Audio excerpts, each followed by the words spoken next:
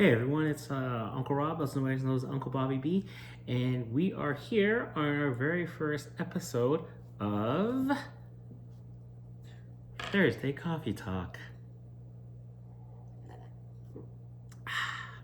Hey guys, so in terms of what we're gonna do for these Coffee Talk Thursdays, as I'm gonna start calling them, is we're just gonna talk about the stuff that we do on the channel, right? We're gonna talk about fitness and nutrition, and we're talking about collectibles, and some of the hobbies that I'm interested in, and maybe we'll delve into some other subjects like sports and entertainment and movies and TV, stuff like that.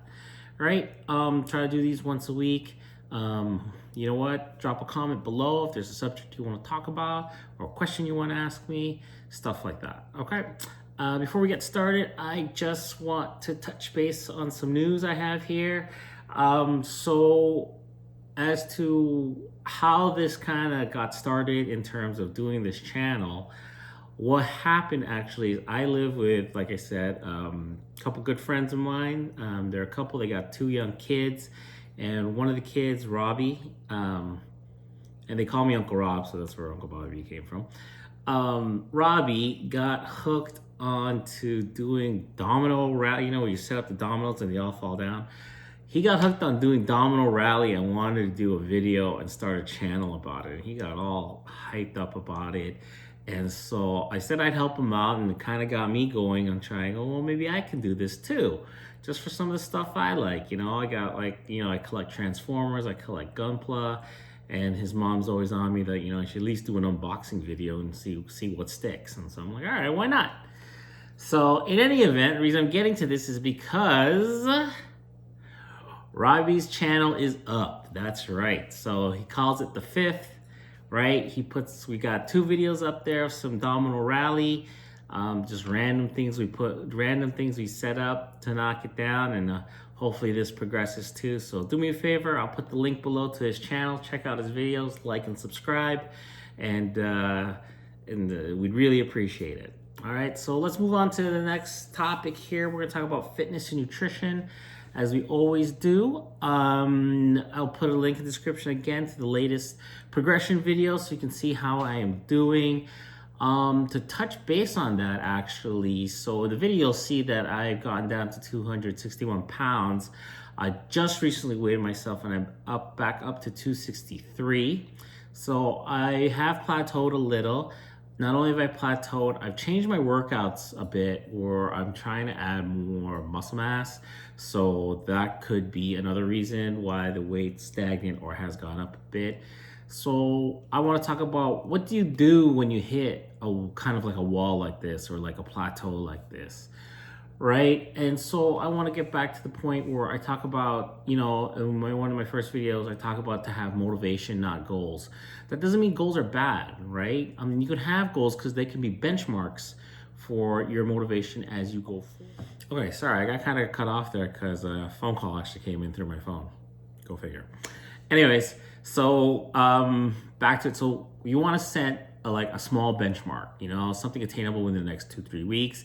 And so that kind of kickstarts you back into your routine. Because the thing is I've checked my logbook, and you know what, other than the increase in the workouts, that's been good. My sugar's been good. So, and I can see the differences as my body changes. So that's good, right? So it's most likely I've noticed that, my nutrition has slipped a little, right? I'm still doing the plate portion method, but I've had a couple extra days where, where I've deviated, or I've noticed, because I've been working out more, or maybe eating some more stuff. So what you want to do is you want to get back and get back on track with that stuff. So what I'm going to do is I'm going to set a goal that I'd like to lose, to get under the 260. So I'll lose about 4 pounds in the next 3 weeks, right?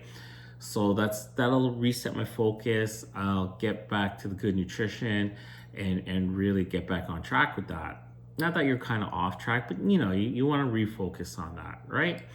So I'll probably post a video or link or create a video to show what I do and how I prepare meals for like a regular day, right? So that's a possibility of a new new video that might be coming up. Other than that, next let's go into one of my favorite subjects, which is the collectibles. You know, Transformers, Gunpla. This is stuff I really enjoy.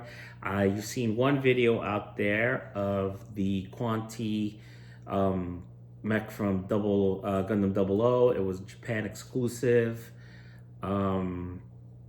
It was a nice kit. It was a simple build, right? But the Japan exclusives are usually a simple build because I don't paint them, I don't do any panel lining or anything like that, right? So they're usually just snapped together, and you know, you like it, you know.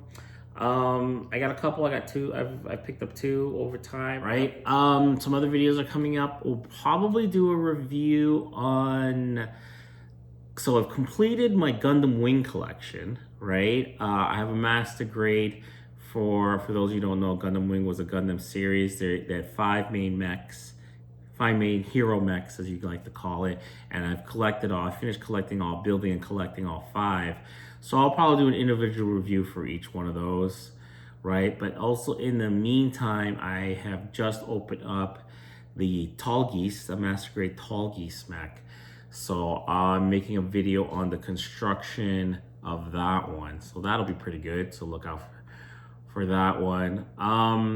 Some other reviews I decided to do is I'm going to review some of my Transformer collection.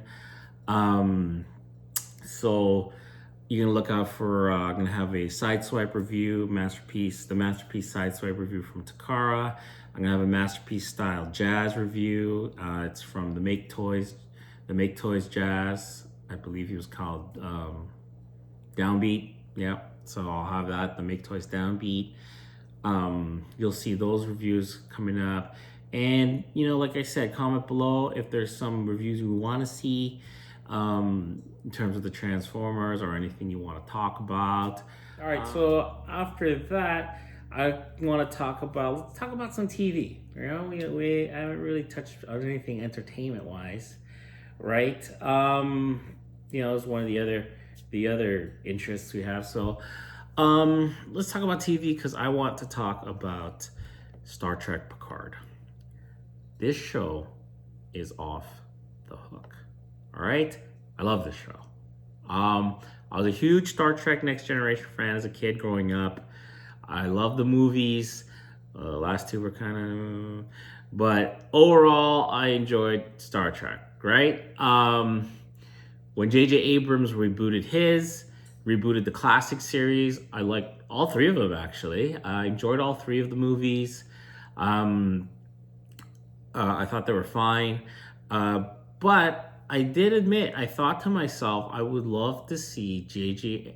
Abrams' treatment on the Next Generation, right? Because for me, that's my introduction to Star Trek. Like, I knew about the classic series, but I didn't really watch it. But when the Next Generation came out, that's the one I got hooked on, right? Those are the characters that I really enjoy, right? So yeah, for me, it was more a Picard fan than a Kirk fan. So when I heard that this Picard series was coming out, I was a little skeptical at first, but it was good to see it coming back and seeing Picard come back. And I gotta admit, I'm 6 episodes. So the series is about, I think the 8th episode will be tonight. So there's 7 episodes. I'm 6 episodes in. Every episode's been good. Every episode has just been top notch, right? The production value is so good. And that was the thing, right? It's like classic series especially, but more so, but for the Next Generation, though the effects were better than the classic series, you know, you did have to suspend some disbelief, right? You know, like the fact that all the worlds they went to had kind of that same look. You know, everyone wore that, you know, cheap polyester weave in some sort of like leotard type outfit.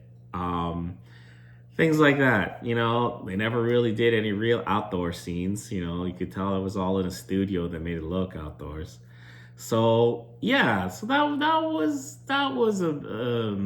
But the storylines are great, the acting was great, so you enjoyed the series.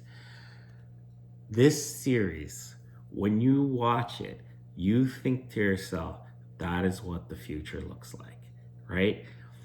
There's just no doubt about it. It doesn't look like you're using like tinfoil and sparkles in a glass to show some of these future effects, right? That's what that looks like. That's what it's supposed to look like in the future, and that's mostly to the technology we have today in terms of movie making and TV making, right?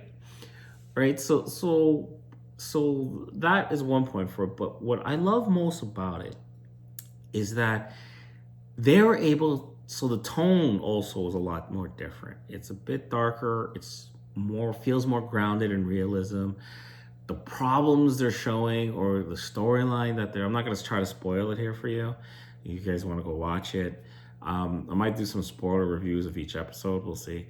But the tone overall is grounded in some reality, and you can see that, like, you can see where the political and economic issues have changed in the future. You know what I mean? Like, that's the one thing about Star Trek, right? Is like Earth was perfect, right? So it's like, okay, how do you make money? What's the political strife about? Like, where's the tension? That kind of stuff. You didn't really see that, right? Unless it was with the other worlds.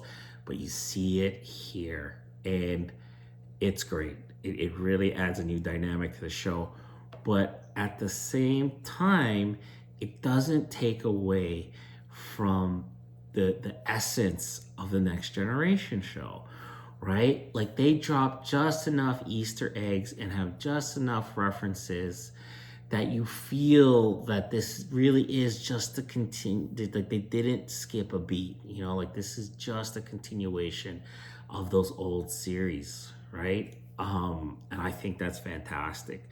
The storyline is highly entertaining. It really is. It really could be looked at as like a 3-part. Right now, it could be looked at as like a 3-part trilogy movie series for Star Trek. But it's great. I love all the new characters. Like, all the new characters are great. I mean, even in the old series, no one liked Wesley Crusher. Counselor Troy was a little bit annoying. And later in the series, she got good. Once she decided she wanted to do command, and she became like a regular crew member and wasn't wearing those one pieces, had an actual uniform, she got better. She got better. But the Deanna Troy episodes were not my favorite. But every single character here has pop, and you can really relate to it. And that was one of the problems I had when I heard this show first. Like, I heard it was just Picard, but the rest of the cast, like Michael Dorn, John Frakes, Brent Spiner, Geordie LeVar Burton, these guys, they were Keith McFadden. They weren't signed on to continue their characters, and only a few of them were going to make like cameo appearances. So I was like, oh, it's really revolved around Picard. So I didn't know how that would be. But, I love these new characters, right? And their interaction with Picard is great. And Patrick Stewart is fantastic, right? I think he got robbed of an Oscar nomination for Logan, but that's just me. I'm a comic book nerd also, so obviously I would say that. But yeah, I think it's a great series. Definitely check it out. Probably talk about it again on the next Coffee Talk. So we'll go with that. In the meantime, you know what? Let's wrap it up for now. Don't want this video to go on too long. So if you guys, definitely leave a comment below if you have a question. Like, subscribe, get notifications for my next videos. And then until then, see you all later. Uncle Bobby B, baby. Uncle Bobby B.